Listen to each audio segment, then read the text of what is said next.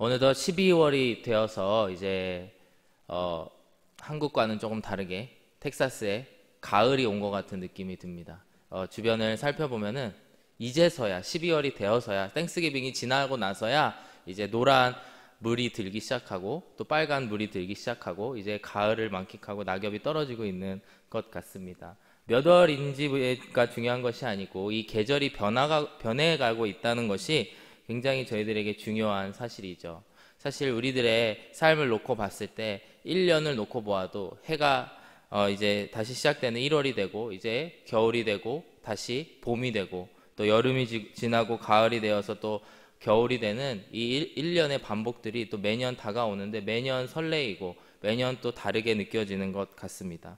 우리의 인생도 이와 마찬가지죠. 한 사람이 태어나서 또 성장을 하게 되고 부모님 곁에서 자라나게 되다가 이제 장성하여서 독립하고 이제 가정을 이루고 그의 삶이 이제 또 자녀를 키우는 삶을 살다가 이제 노년이 되면 이제 다시 하나님의 품으로 돌아가게 되는 그런 삶을 살아가는 것이 우리들의 인생, 인간들의 운명이라고 생각이 듭니다.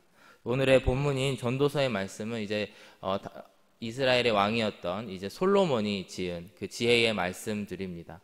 지혜의 말씀을 솔로몬이 언제 썼느냐를 놓고 보았을 때에 아마도 솔로몬은 그의 노년에 이 말씀을 썼을 것이다. 그래서 솔로몬이 쓴 성경책 가운데 있는 책이 3권이 있습니다. 아가서와 또 잠언의 대부분의 말씀 그리고 전도서의 말씀이 있는데 아마도 아가서는 그가 젊었을 때 그가 사랑을 하고 또 뜨거운 마음을 가졌을 때에 젊었을 때에 아마 솔로몬이었을 것이고 나아가 잠언의 말씀은 그가 지혜를 구했기 때문에 아마 왕으로서 전성기를 구가하던 시절 하나님의 뜻을 구하던 그 시절에 솔로몬이라고 생각을 합니다. 하지만 동시에 이 전도서의 말씀 오늘 우리가 함께 읽은 전도서의 말씀은 이제 솔로몬이 왕이 되고 이제 노년의 왕이 되어서 그의 인생을 마무리하는 시점 계절로 치면 이제 낙엽이 지고 이제 겨울이 찾아오고 있는 그 시점에 쓴 글들이라고 할 수가 있습니다.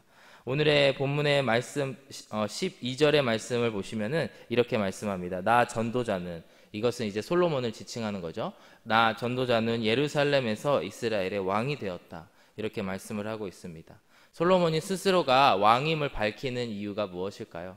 바로 그것이 무엇이냐면 자신의 권위를 드러내고 있습니다. 즉 무엇이냐면 다음 세대의 자녀들에게 그리고 그 솔로몬이 다스렸던 그 이스라엘 왕국의 백성들에게 내가 왕으로서 이와 같이 오랜 세월을 살다가 결론을 내리는데 이러면서 그 말씀들을 하고 있는 것입니다.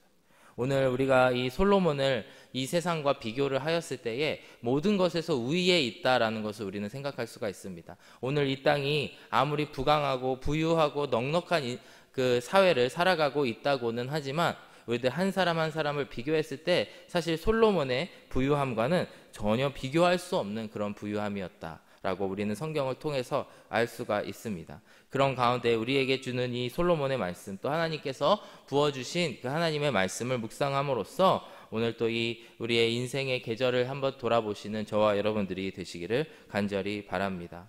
먼저 오늘의 말씀을 시작하기 전에 오늘의 책인 전도서는 1장 1절의 말씀을 보시면 다윗의 아들 예루살렘 왕 전도자의 말씀이라 라는 말씀으로 시작을 하게 됩니다. 그러면서 아주 유명한 말씀 2절의 말씀 전도자가 이르되 헛되고 헛되며 헛되고 헛되니 모든 것이 헛되도다 라고 하는 말씀을 오늘 전도서를 시작하면서 어제 우리가 함께 살펴보았습니다. 이 말씀 헛되고 헛되며 헛되고 헛되니 모든 것이 헛되도다 라고 하는 이 말씀이 굉장히 중요한 말씀입니다. 전도서가 12장에 걸쳐서 진행되는 동안에 그 모든 것을 하나로 잇는 주제가 바로 이 우리의 인생이 헛되고 또 인생 무상이다 라고 하는 것을 이야기를 하고 있습니다. 이 헛되다라고 하는 의미를 가진 헬라어 단어가 헤벨이라고 하는 단어입니다.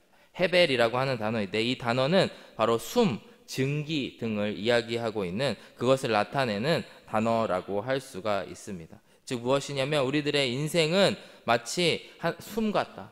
우리가 숨을 쉬면 그 숨이 금방 없어지듯이 증기를 뿜어내지만 우리가 입안에서 증기를 뿜어내지만 그것이 금방 차가워지고 없어지고 흔적도 없이 사라지는 것과 같이 우리의 인생이 한번 시작되었다가 흔적도 없이 사라지는 것과 같이 헛되다라고 하는 의미를 가지고 있습니다. 어떠한 목사님은 이 단어를 설명을 하면서 비누방울에 비교를 하시는 것을 제가 듣게 되었습니다. 비누방울을 불게 되면 그 비누방울을 우리가 후 하고 부를 때에는 아주 그것이 아름답게 퍼져나가죠. 그리고 그 모양도 아주 동그랗고 또 색깔도 반짝반짝 거리지만 그것이 톡 하고 터졌을 때에는 정말 흔적도 없이 물기 하나 없이 사라지는 경우들이 많이 있습니다. 우리의 인생이 이와 같이 한 번은 있을 때에는 그 동그란 모양이 얼마나 이쁜지, 또 옆에 있는 비누방울보다 더 이쁜지를 비교하고 살아가고, 또 얼마나 이쁜 색깔을 드러내는지 그 빛을 반사했을 때의 모습들이 나타나지만 결국에는 그 모든 것이 공허하고 무의미한 인생들이다라고 하는 것을 이 솔로몬은 결론적으로 이야기를 하고 있는 것입니다. 야고보서 4장 14절의 말씀을 봐도 야고보 사도도 이와 비슷한 이야기를 하였습니다. 내일 일을 너희가 알지 못하는도다. 너희 생명이 무엇이냐? 너희는 잠깐 보이다가 없어지는 안개니라. 이렇게 말씀하고 있는 것이죠. 우리가 우리의 인생을 놓고 봤을 때 모든 것을 총평하였을 때에 아마 이런 생각을 할 수 있을 것 같습니다. 우리의 인생이 지금은 뭔가 의미 있는 것 같고 우리가 바둥바둥 살아가지만 결국에는 우리가 하나님 품으로 돌아가게 되는 그런 인생들이다라고 하는 것이죠. 솔로몬은 왜 이런 말씀, 왜 이런 메시지를 다음 세대에게 전달하고 있는 것일까요? 솔로몬은 도대체 무엇을 주기 위해서 이 말씀을 하고 있는 것일까요? 우리가 분명히 이 말씀을 시작하면서 우리가 그래 모든 것이 허무해, 그러니까 캐세라 세라 우리가 아무렇게나 살자, 이런 말씀을 솔로몬이 전하고 있는 것이 아니고요, 그 가운데에서 우리 가운데 일하시는 하나님을 바라보기 원하는 마음으로 썼을 거라고 저는 믿습니다. 그 다음 세대 자녀들에게 왕으로서 이 메시지를 쓰고 있는 솔로몬의 마음을 함께 본문의 말씀들을 들여다보시면서 나아가실 때에 저희들 마음 가운데에서도 인생의 그 허무함을 또 알게 하여 주시고 그로 말미암아 또 하나님을 찾게 하여 주시옵소서라는 마음으로 저와 함께 이 시간 나아가시는 저와 여러분들이 되기를 간절히 바랍니다. 오늘의 본문 13절의 말씀을 보시면 솔로몬 왕이 이 하늘 아래에 있으면서 아주 열심히 연구하고 알아보았다라고 하는 이야기를 강조하고 있습니다. 13절 말씀 보실까요? 마음을 다하며 지혜를 써서 하늘 아래에서 행하는 모든 일을 연구하며 살핀즉 이는 괴로운 것이니 하나님이 인생들에게 주사 수고하게 하신 것이라. 이렇게 말씀하고 있습니다. 솔로몬은 절대로 허세를 부리면서 이런 이야기를 하고 있는 것이 아닙니다. 마치 예전에 어떤 한 대통령처럼 내가 다 해봤어, 너희들 이거 안 해봤어? 이렇게 이야기를 한 것이 아니고 솔로몬은 어찌 보면 아주 꼼꼼하게 자기가 돌아보았음을 강조하면서 본인의 간증을 시작하고 있는 것입니다. 자기가 마음을 다하고 지혜를 다해서 하늘 아래에 행한 모든 일, 이 땅에서 일어난 모든 일들을 연구하고 살폈다라고 이야기를 합니다. 연구했다라고 하는 이 표현은 끝까지 찾아가서 모든 것을 샅샅이 뒤져보았다. 그리고 살핀즉이라고 하는 단어는 모든 것을 살펴보았다라고 하는 의미를 가지고 있습니다. 특별히 이 살펴보다라고 하는 말씀은 민수기 13장에 나오는 이제 12 정탐꾼이 이제 가나안 땅에 들어가서 그곳을 정탐하죠. 그때에 그들을 이렇게 묘사하면서 쓰여진 단어와 같은 단어입니다. 12 정탐꾼이 얼마나 신나는 마음으로 그 땅에 들어가서 가나안 땅을 정탐하였겠습니까? 그들이 이제 애굽 땅에서 이제 노예 생활을 하던 애굽 땅에서 벗어나서 광야 생활을 아주 오랫동안 하다가 이제 하나님께서 주시는 그 약속의 땅에 들어갔을 때에 얼마나 그들이 설레는 마음, 신나는 마음, 즐거운 마음으로 그 땅을 살펴보았을지를 우리가 한번 생각해 보아야 합니다. 샅샅이 그 땅을 살펴본 정탐꾼처럼 이제 솔로몬은 자신의 왕이라는 권위를 가지고 또 왕이라고 하던 그 권력과 또 부유함을 가지고 이 땅을 샅샅이 뒤져보았다라고 하는 것이죠. 그런데 그 샅샅이 뒤져본 결과가 무엇이냐면 13절 하반절의 말씀입니다. 내가 연구하며 샅샅이 살핀즉 이는 괴로운 것이니, 즉 우리의 인생이 괴로운 것이고 하나님이 인생들에게 이 괴로움을 주시고 수고하게 하신 것이다라는 것을 깨달았다라고 이야기를 합니다. 이 자리에 우리 청년들도 많이 모여 있는데 정말 인생 살기 싫다 이런 마음이 들진 않으시죠? 근데 솔로몬은 이와 같이 우리의 인생이 결국에는 이와 같이 힘든 것이고 이것이 하나님께서 허락하셨다라고 하는 고백을 하고 있는 것입니다.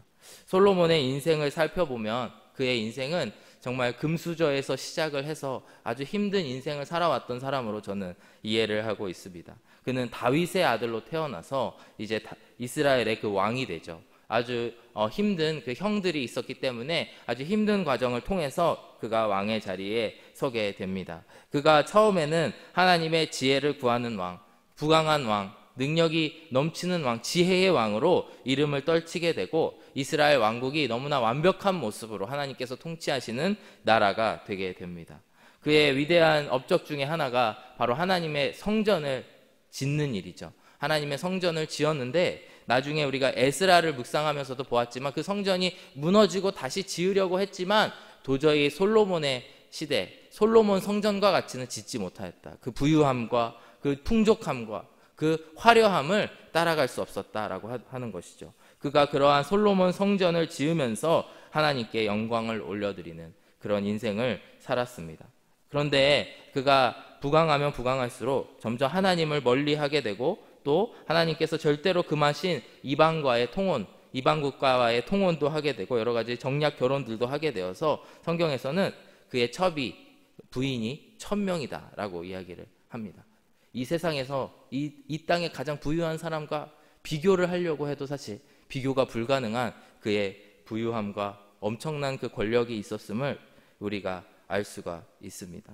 그런데 이스라엘 사람들이 그 솔로몬을 그리워하고 또 후대들이 솔로몬의 시대를 그리워하는 것이 뭐냐면 바로 그가 너무 화려했고 멋있었고 힘이 있었고 바로 이것 때문에 그때를 그리워하는 사람들이 많이 있었음을 우리가 이후의 시대의 그 기록들 또 성경의 말씀들 예수님 시대까지 이르러서 그것들을 보면서 알 수가 있습니다. 그런데 정작 이것을 이루었던 솔로몬은 이야기하는 것이 이 모든 것이 헛되고 헛되었다. 이 모든 것이 의미가 없는 것이다. 사람이 스스로 세운 모든 것들이 모든 의미가 없었다라고 이 시간 말씀을 후대들에게 전하고 있는 곳입니다.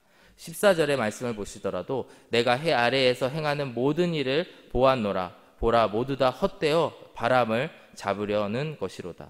바람을 잡으려는 것이로다. 그 모든 본인이 했던 화려한 일들 또 막강했던 일들 그가 추구했던 모든 일들이 바로 바람을 잡으려고 하는 그런 일들과 같았다. 마치 우리의 인생은 수증기와 같이 금방 없어지는 그런 인생인데요. 그런 인생이 아무리 노력을 한들 바람을 잡으려고 했던 그러한 무의미한 것들이었다라고 이야기를 하고 있는 것입니다.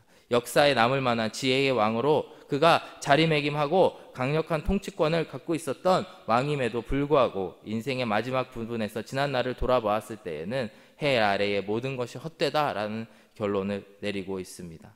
15절의 말씀을 보시면 그가 스스로가 무능한 사람임을 이렇게 이야기하고 있습니다.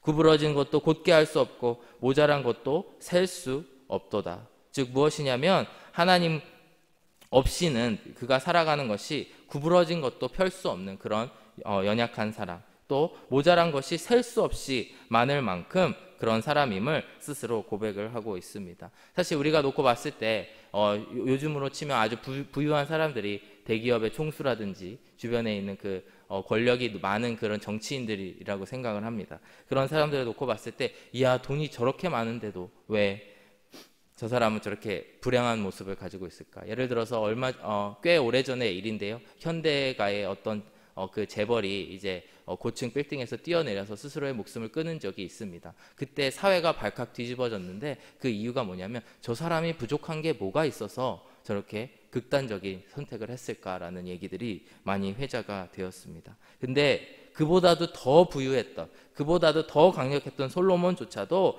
나 스스로 구부리진 것도 곧게 할 수 없고 모자란 것도 셀 수 없도다 이렇게 고백을 하고 있는 것입니다. 우리의 인생을 놓고 보았을 때에 우리의 이 땅에서 가지고 있는 그런 부유함들 이 땅에서 우리가 추구하는 모든 세상적인 것들이 결국에는 우리의 인생을 전혀 바꿀 수 없다라고 하는 것을 이야기하고 있는 것입니다. 솔로몬도 젊었을 때 하나님을 쫓아가다가 나중에 하나님을 멀리하였던 그 시대를 자신의 그 인생을 돌아보면서 결국에 하나님을 쫓지 않았던 그 인생 세상을 쫓아서 부강하여졌지만 그 모든 것들이 결국에 나의 인생을 바꿀 수가 없었다라고 하는 것을 이야기하고 있는 것입니다. 오늘의 본문인 16절의 말씀 보시면은 내가 내 마음속으로 말하여 이르기를 보라 내가 크게 되고 지혜를 더 많이 얻었으므로 나보다 먼저 이스라엘에 있던 모든 사람들보다 낫다 하였나니 내 마음이 지혜와 지식을 많이 만나 보았음이로다. 자신이 누린 그 모든 것들을 솔직하게 고백을 하고 있는 것이죠. 사실 나 이렇게 많이 누리고 많이 알고 많이 느꼈지만 결국에는 이것이 미련한 것이었다. 17절의 말씀 보시면 내가 다시 지혜를 알고자 하며 그 많은 지혜들을 내가 누리고 살았지만 결국에 나는 또 더 많은 지혜를 알기 위해서 노력을 하였다. 그것을 쫓아다녔다라고 이야기를 합니다. 그러면서 미친 것들과 미련한 것들을 알고자 하여 마음을 썼으나 이것도 바람을 잡으려는 것인 줄을 깨달았도다. 이렇게 말씀하고 있습니다. 즉 무엇을 이야기하냐면 내가 이 세상의 지혜도 쫓아봤고 이 세상에 어떻게 되면 지혜로운 사람, 똑똑한 사람이 되느냐도 쫓아가 보았고 동시에 무엇이 이 세상에 미련한 것이고 미친 짓인지 어쩌면 그 나쁜 것들조차도 내가 연구를 하였으나 나의 결론은 이것 또한 바람을 잡으려는 것, 바람을 잡으려고 하는 것과 같은 헛된 것들이었다라고 고백을 하고 있습니다. 이와 같이 우리에는 솔로몬의 이런 고백들을 놓고 봤을 때 어차피 인생 뭐 없구나 라고 생각하는 것이 아니고요, 우리가 이것을 타산지석으로 생각을 할 수가 있습니다. 결국에 우리가 이 세상을 살아가면서 하나님이 가치를 두지 않으신 어떤 것들, 비본질적인 것들을 쫓아갔을 때에는 결국에 그 길의 끝에서는 그 모든 것들이 허무하다라는 것을 느낄 수밖에 없는 저희들의 존재라고 생각을 합니다. 그렇다면 우리가 구해야 될 것은 무엇일까? 우리가 구해야 될 것은 무엇일까? 오늘 한번 함께 묵상하기를 원합니다. 전도서의 말씀을 보시면 솔로몬은 인생 무상 허무함과 대치되는 말로 하나님께서 행하시는 행사, 하나님의 행사라고 하는 단어를 계속해서 사용을 하게 됩니다. 전도서 8장 17절의 말씀 먼저 보시면은 또 내가 하나님의 모든 행사를 살펴보니 해 아래에서 행해지는 일을 사람이 능히 알아낼 수 없도다.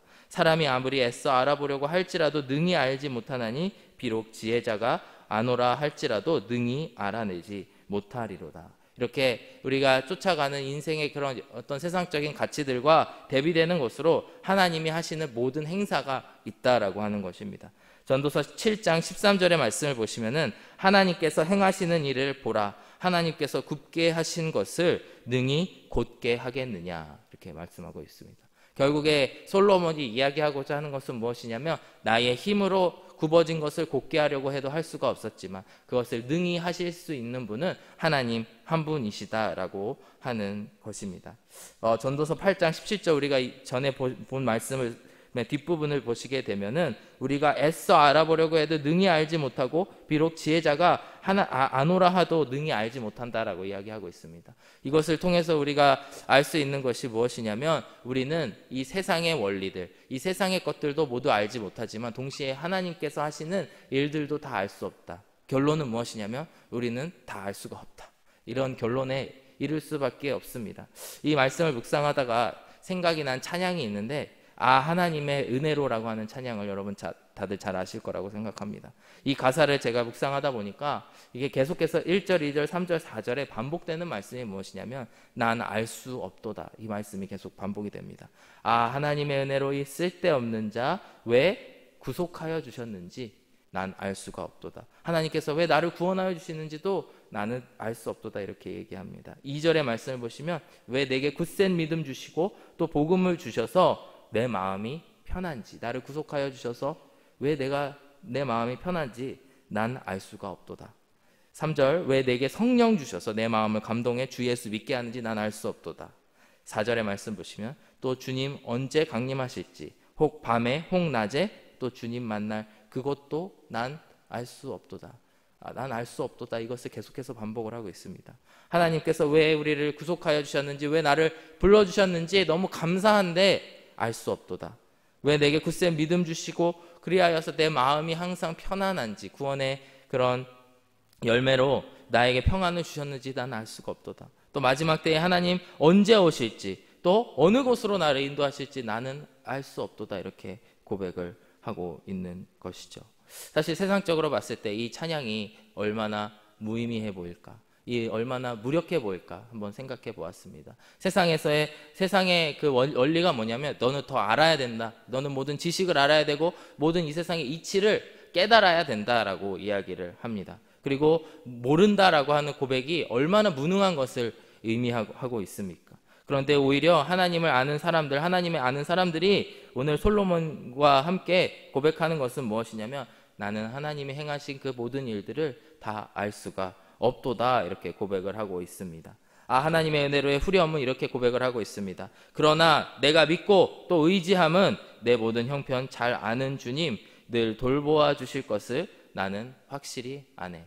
두 가지의 안다는 이야기를 하고 있습니다. 첫 번째는 나의 형편을 잘 아시는 분이 하나님이시다. 즉 나는 나의 형편을 다 알지 못하고 나는 나의 인생을 스스로 곧게 하거나 또 모자란 것을 채울 수가 없지만 나의 그 모든 형편을 주님께서 아신다라고 하는 고백을 하고 있습니다.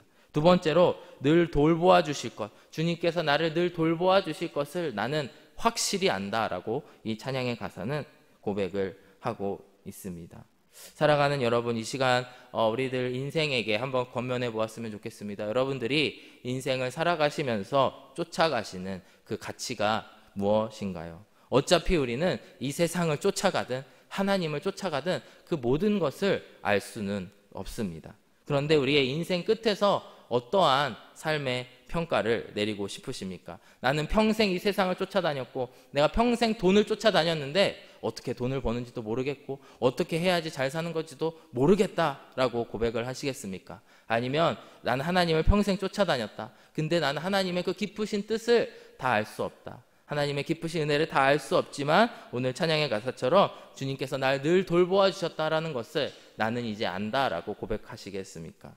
우리가 인생을 살아가면서 우리의 인생을 결국에는 바꿔놓는 것은 하나님께서 어떻게 일하시는지라고 생각을 합니다.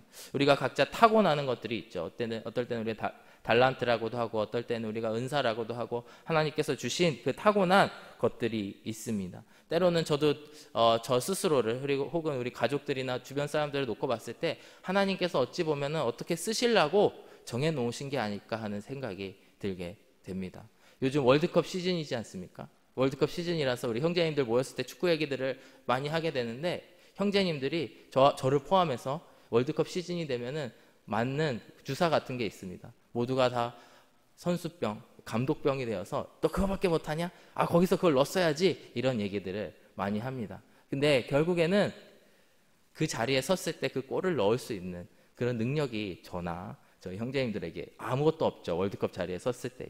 근데 그러다가 느끼는 게 뭐냐면 제가 대학교 이제 2학년이 되었을 때에 그냥 여가 시간에 이제 학교에서 이제 기숙사에서 생활할 때인데 여가 시간에 이제 축구를 하러 갔다가 거기 대학 축구 저희 팀에서 감독이 선수가 없으니까 너도 축구팀에 들어올 거면 들어와라. 그럼 장학금을 주겠다. 이런 이야기를 들은 적이 있습니다. 그래서 너무 영광스럽잖아요. 그리고 제가 어떻게 하면 되는지 알려달라 그랬더니 원정 스케줄이 너무 바쁜 거예요. 그래서 내가 영어도 못 따라가고 너무 공부도 못 따라가는데 이건 안 되겠다고 포기한 적이 있습니다.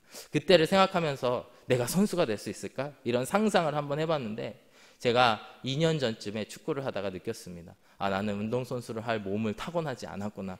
왜냐하면 여러 가지 제가 뭐 살찌고 이런 것도 있지만 그것보다도 축구를 하다 한번 다쳤거든요. 다친 몸을 가지고 그때 그 다친 무릎을 가지고 이렇게 묵상을 하다가 내가 만약에 선수를 했으면 얼마나 많이 다쳤을까. 아마도 유리몸이라고 표현을 하잖아요. 많이 다치는 선수들은 유리몸이라는 평가만 가지고 살다가 이제 금방 그만뒀겠다라는 생각을 하게 됩니다. 한 축구 선수의 그런 인터뷰한 영상을 본 적이 있는데요. 축구 선수들 수만 명의 축구 선수들 수백만 명의 축구 선수들이 나타나지만 국가대표를 달기 프로 선수가 되는 것도 약 3% 이하의 사람만이 프로 선수가 될 수 있고 또 그 중에서도 0. 몇 %, 숫자도 기억도 안 납니다. 너무 작아서. 그거밖에는 국가대표가 될 수 없다고 이야기를 합니다. 이런 걸 놓고 봤을 때 결국에 하나님께서 나에게 주신 것들 그것이 무엇인지를 정확히 알고 그대로 은혜로 살아가는 것이 우리들의 인생에 너무나 중요하다라는 생각이 들게 되었습니다. 오늘 드리고 싶은 말씀은 우리가 인생을 살아가면서 알아야 될 것들을 무엇이냐면 이 세상의 모든 원리 원칙들을 아는 것이 아니고 또한 하나님께서 행하시는 모든 일들을 샅샅이 아는 것이 중요한 것이 아니고 결국에 하나님께서 나에게 주신 것이 무엇인가를 아는 것이 중요하다라고 생각을 합니다. 그리고 그 가운데에 내가 오늘 행할 수 있는 것이 무엇인지를 주님 앞에 솔직히 고백하면서 나아가시는 것 그리고 주님 앞에 끝없이 감사하는 것이 우리들의 인생에 너무나 중요하다라는 말씀을 드리고 싶습니다. 오늘의 본문의 마지막 18절의 말씀을 놓고 보시면은 이렇게 말씀을 합니다. 지혜가 많으면 번뇌도 많으니 지식을 더하는 자는 근심을 더하느니라. 조금 갸우뚱하게 되는 말씀이지 않습니까? 지혜가 많으면 번뇌도 많고 지식을 더하는 것은 자는 근심을 더하느니라. 우리가 살아가는 이 세상, 그리고 우리가 배워왔던 그런 학교에서 가르치는 가치관과는 전혀 반대되는 이야기입니다. 학교에서는 더 지혜로워야 되고 더 많은 지식을 쌓아야 된다라고 이야기하지만, 오늘 오히려 솔로몬은 자신의 인생을 돌이켜봤을 때 너무 많이 아는 것이 좋은 것이 아니다라고 이야기를 하고 있습니다. 인생을 내버려 두고 그냥 막 살으라는 얘기가 아니고, 무식한 상태로 있으라는 이야기가 아니고, 우리에게 주시는 하나님의 은혜, 그 하나님의 은혜로 주시는 그 말씀만큼만 아는 것이 우리들의 인생에 너무나 중요하다라고 하는 것입니다. 그리고 우리들의 인생에서 꼭 알아야 될 것은 아까 말씀드린 두 가지, 하나님께서 나의 형편을 아신다는 것을 아시는 저와 여러분들이 되길 간절히 바랍니다. 그리고 우리를 늘 돌보아 주실 것을 확실하게 아시는 저와 여러분들이 되시기를 간절히 바랍니다. 이 인생의 끝자락에 있는 이제 솔로몬의 말씀을 우리가 묵상을 하면서 우리들의 인생도 정말 주님께서 우리에게 주신 이 은혜를 간절히 깨닫기를 원합니다. 고백하시는 저와 여러분들이 되시기를 간절히 바랍니다. 이 시간 함께 찬양하면서 나아갔으면 좋겠습니다. 하나님은 너를 지키시는 자, 너의 우편에 그늘 되시니 낮의 해와 밤의 달도 너를 해치 못하리. 하나님은 너를 지키시는 자, 너의 환난을 면케 하시니 그가 너를 지키시리라. 결국에 우리의 인생을 변화시키는 것은 나의 노력도 아니고 나의 어떠한 다른 1%가 아니고 결국에 하나님의 행하시는 일인 줄로 믿습니다. 하나님께서 우리를 지키시고 우리를 보호하여 주시기 때문에 우리의 인생이 변화될 수 있음을 고백하길 원합니다. 이 시간 함께 하나님은 너를 지키시는 자 찬양하시면서 우리를 보호하여 주시는 주님께로 나아가시는 시간 되기를 원합니다.